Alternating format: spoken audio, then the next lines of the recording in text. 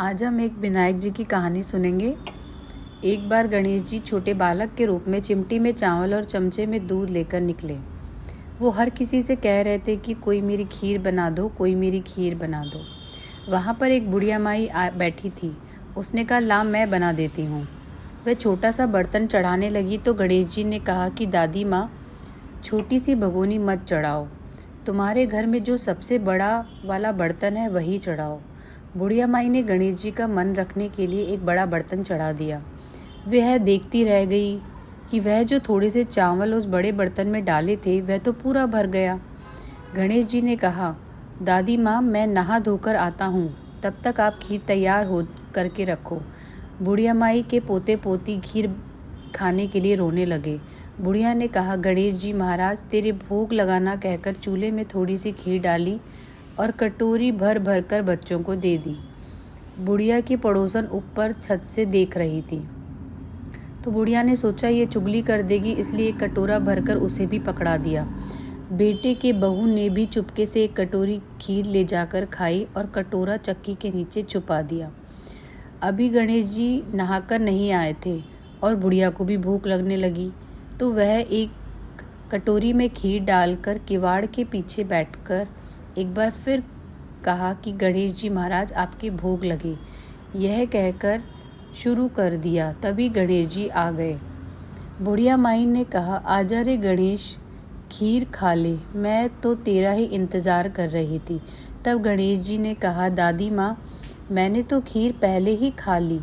बुढ़िया ने कहा, कब खाई? गणेश जी ने कहा, जब तेरे पोते पोती ने खाई तब खाई, जब तेरी पड़ोसन ने खाई तब खाई थी, और जब तेरी बहू ने खाई तब भी खाई थी, और अब तूने खाई तो मेरा पेट पूरा हो गया, भर गया।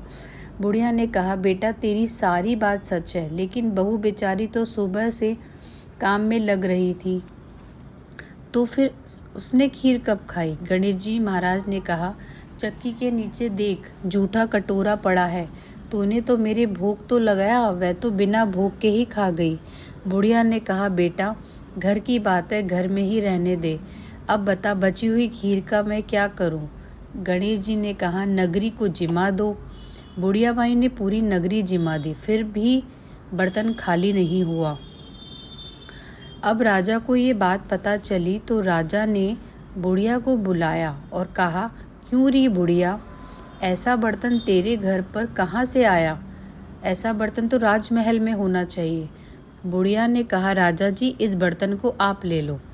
राजा जी ने खीर का बर्तन महल में मंगवा लिया। लाते ही खीर में कीड़े मकोड़े, बिच्छू, कंचले हो गए और दुर्गंध आने लगी। यह देखकर राजा ने बुढ़िया से कहा, बुढ़िया, बर्तन वापस ले जा, जा, तुझे हमने दिया। बुढ़िया ने कहा, राजा जी, आप देते तो पहले भी कभी दे देते, यह बर्तन तो मुझे गणेश जी ने दिया है।